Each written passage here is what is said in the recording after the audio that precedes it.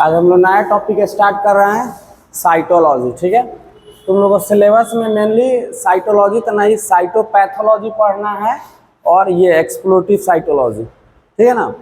अब इन दोनों के बारे में आज मेनली टर्म्स लिखवाए हैं कि इसमें कौन कौन सा टर्म आएगा। ठीक है, और उसके बाद साइटोलॉजी स्टडी किसका किसका करते हैं। ठीक है ना, मतलब शरीर में किस पार्ट का, ऑर्गन का या फ्लूइड का साइटोलॉजी करते हैं, और ये कलेक्शन के समय क्या क्या हमको ध्यान रखना है। ठीक है ना, उसका मतलब डिटेल्स कैसे लिखना है उसके बारे में। ठीक है, सबसे पहले हम लोग जानेंगे साइटोलॉजी क्या होता है। ठीक है, अब साइटोलॉजी के बारे में हम लोग जानते हैं, साइटो मतलब क्या होता है, सेल, लॉजी मतलब स्टडी।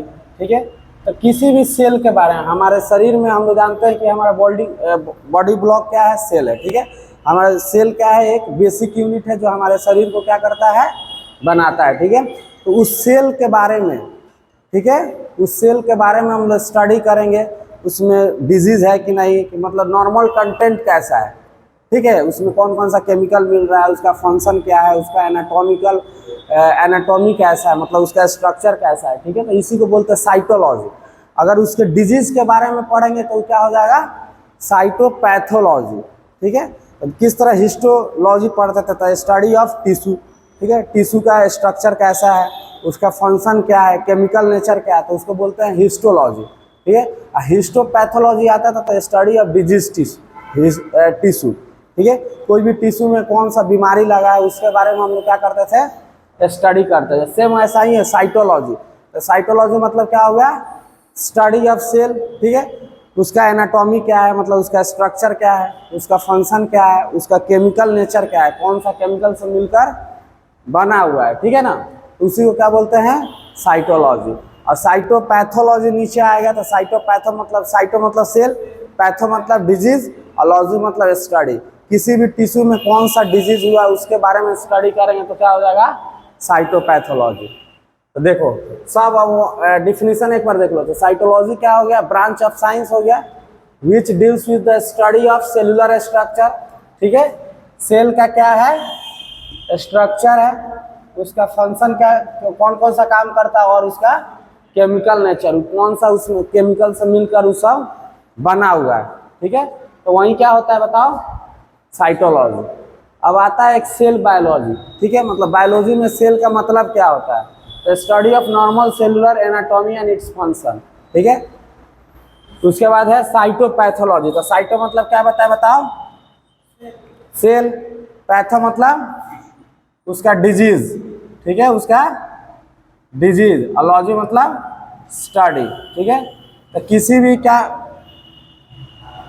भी सेल के उसके डिजीज के बारे में पढ़ेंगे तो क्या हो जाएगा, साइटोपैथोलॉजी। ठीक है, तो वहीं लिखे ब्रांच ऑफ पैथोलॉजी, पैथोलॉजी का ही ब्रांच है ना, हिस्टोपैथोलॉजी होता था, तो पैथो आ गया तो पैथोलॉजी का ही, तो क्या हो गया, branch of pathology that studies and diagnosis disease. ठीक है ना, ऑन द सेलुलर लेवल।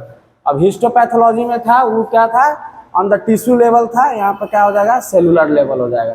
तो सेम जैसे हिस्टोपैथोलॉजी पढ़े थे, ठीक है ना, तो वैसे साइटोपैथोलॉजी पढ़ेंगे, सेल में कौन कौन सा डिजीज हो सकता है और उसका डायग्नोसिस हम लोग कैसे करते हैं।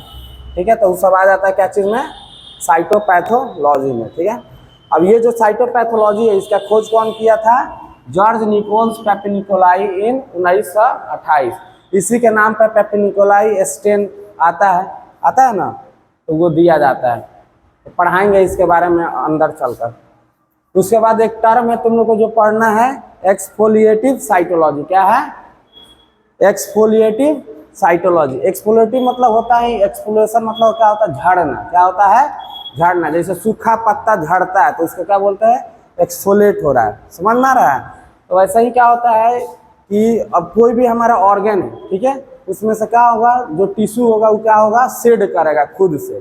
ठीक है, या हम लोग स्क्रैपिंग करेंगे। स्क्रैपिंग मतलब क्या होता है, रगड़ कर निकालना। ठीक है, जैसे हम लोग नहाते वाते हैं तो वो आता है ना नहाने रगड़ने वाला, तो क्यों रगड़ते हैं कि साबुन लगा के, जितना डेड सेल होगा क्या होगा, गिर जाएगा। तो वहीं जो डेड सेल शेड कर रहा है, या नॉर्मल जब डिजीज हो जाएगा उस समय क्या होगा, सेल शेड करेगा, उसी को हम लोग पढ़ते हैं क्या चीज, एक्सफोलिएटिव साइटोलॉजी में। तो देखो क्या दिया हुआ है, तो एक्सप्लोरेटिव मतलब याद रहेगा ना, शेड करना। क्या होता है?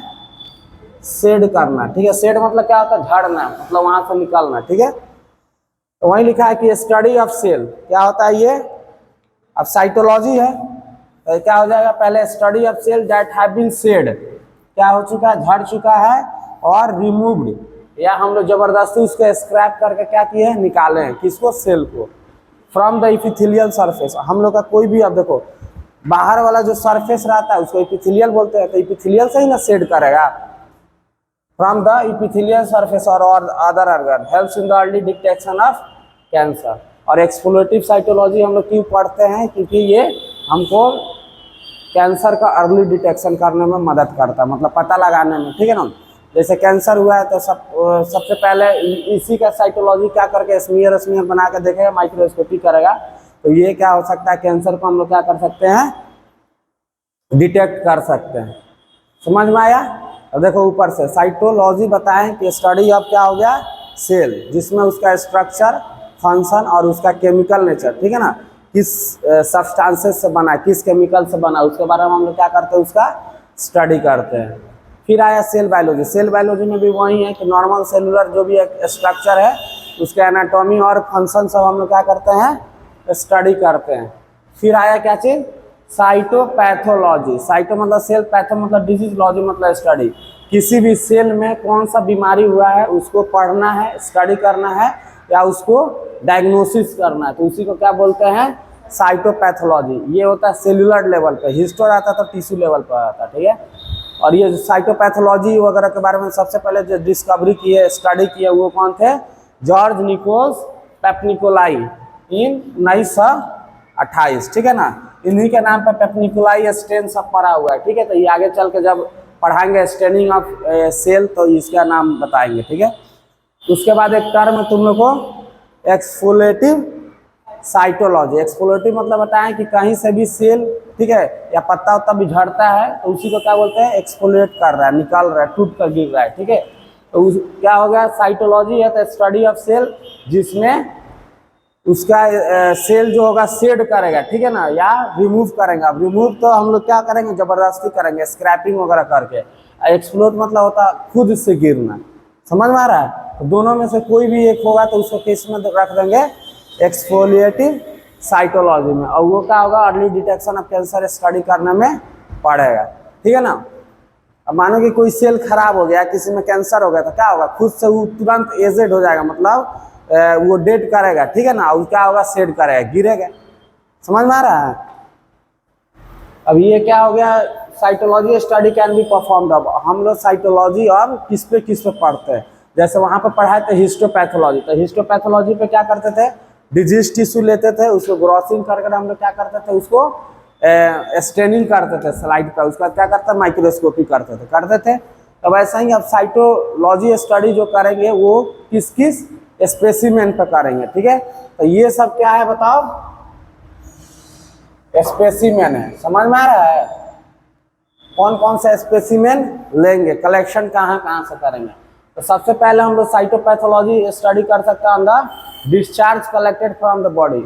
हमारे बॉडी से कोई भी डिस्चार्ज है, ठीक है ना, उसको हम लोग कलेक्शन कर सकते हैं। जैसे साइनस हो गया, ठीक है, निपल्स में से कोई चीज आएगा उसके बारे में, या वेजाइना के बारे में, वेजाइना से अंदर से आएगा, उसका सिक्रीशन को लेकर हम लोग क्या कर सकते हैं? स्टडी कर सकते हैं। तो डिस्चार्ज यही सब हुआ, ठीक है। तो क्या हो गया? कोई भी साइनस से फ्लूइड आया, निपल से फ्लूइड आया, या वेजाइना से फ्लूइड आया, तो इसको हम लोग क्या करते हैं? साइटोलॉजी में क्या करते हैं बताओ? स्टडी करते हैं, उसके बारे में डायग्नोसिस करेंगे, ठीक है। उसके बाद क्या है? Scraping obtained from mucosal surface, ठीक है। जैसे वकल कैविटी है, ठीक है, तो इसका जो लेयर सब रहता है क्या होता है? सब म्यूकोसा है, ठीक है ना। तो अगर मानो किसी का माउथ कैंसर है, समझ में आ रहा है, तो उसका क्या होगा? सेल इधर उधर से टूटेगा, तो उसको हम लोग कलेक्ट कर सकते हैं, या हम लोग क्या करेंगे? जबरदस्ती ब्रश व्रश लेकर क्या करेंगे?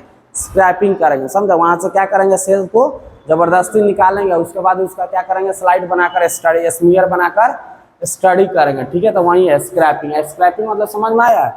खरकोच कर निकालना, ठीक है। जैसे हम लोग नहाते हैं ना, तो क्या करते हैं? स्क्रैप करते हैं, या ऐसे ऐसे नोचना, इसी को स्क्रैपिंग बोलते हैं, ठीक है। तो scraping obtained from mucosal buccal mucosa है, ठीक है, बकल कैविटी म्यूकोसा है, उससे हम लोग निकाल सकते हैं। Urine and other body fluids, urine में भी क्या करते हैं बताओ, यूरिन का भी सैंपल लेकर हम लोग क्या कर सकते हैं, साइटोलॉजी पढ़ सकते हैं या साइटोपैथोलॉजी, ठीक है। तो यूरिन में कौन कौन सा ये क्या नाम है सेल आ रहा है, ठीक है ना, तो उसको क्या करेंगे सेंट्रीफ्यूज करेंगे, और सेंट्रीफ्यूज करके जो नीचे बैठा हुआ रहेगा सेडिमेंट उसको ले लेंगे स्लाइड पे और क्या करेंगे स्टडी करेंगे, ठीक है। या कोई अदर फ्लूइड, ठीक है ना, CSF सीमेन ये सब भी आएगा तो उसको भी क्या करेंगे स्टडी कर सकते हैं। और उसके बाद सबसे ये जो इम्पोर्टेंट है, ठीक है ना, साइटोपैथोलॉजी में सबसे मेन इम्पोर्टेंट है ये FNAC, ठीक है। इसमें क्या किया जाता है, कोई भी पल्पेबल लम्प्स है, अब पल्पेबल का मतलब समझना, देखो पल्पेबल मतलब क्या होता है कि कहीं भी छोटा सा गांठ ठोठ बन जाता है, ठीक है ना, उसको छुएगा तो क्या होता है दबता है, ठीक है ना, छोड़ेगा फिर क्या होगा फूल जाएगा, समझ में आ रहा है। उस सब वैसा गांठ का अब उसमें ही तो फ्लूइड भरा होगा ना, तो उसमें से क्या करते हैं एस्पिरेट करते हैं, मतलब क्या करते हैं खींचते हैं, तो क्या करेंगे नीडल या सिरिंज लगाकर उसमें से जो पस रहेगा वो क्या करेंगे निकालेंगे, पस या जो भी फ्लूइड है उसके अंदर, ठीक है।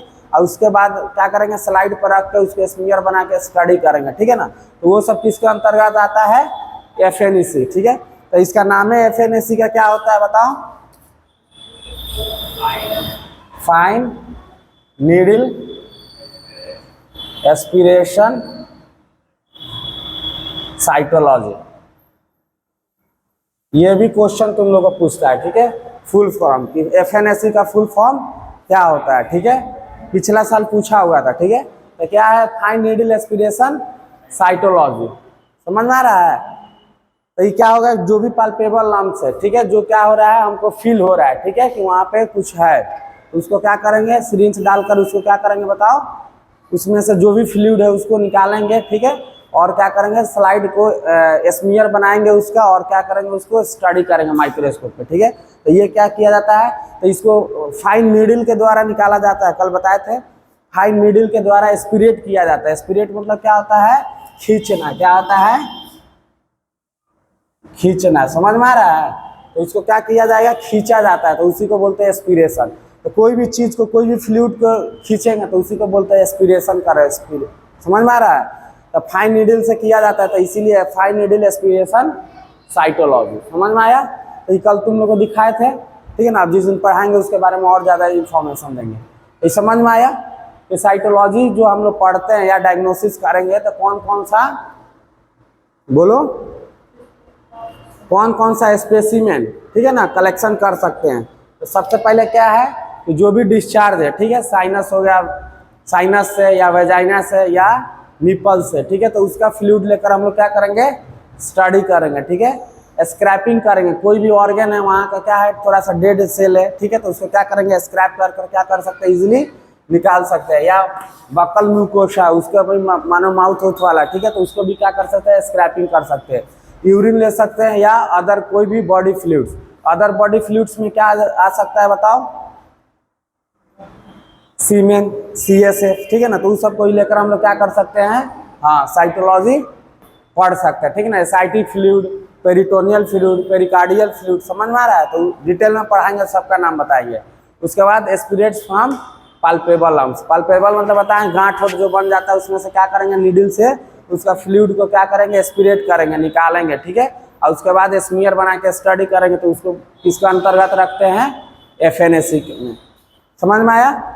उसके बाद क्या है कि कलेक्शन करने से पहले, ठीक है, बिफोर मतलब क्या होता है पहले, बिफोर ब्लड कलेक्शन बोल रहा है, ये फ्लूइड का जो भी है या specimen collection information of patient क्या करेंगे पहले ही ले लेंगे, समझ में आ रहा है।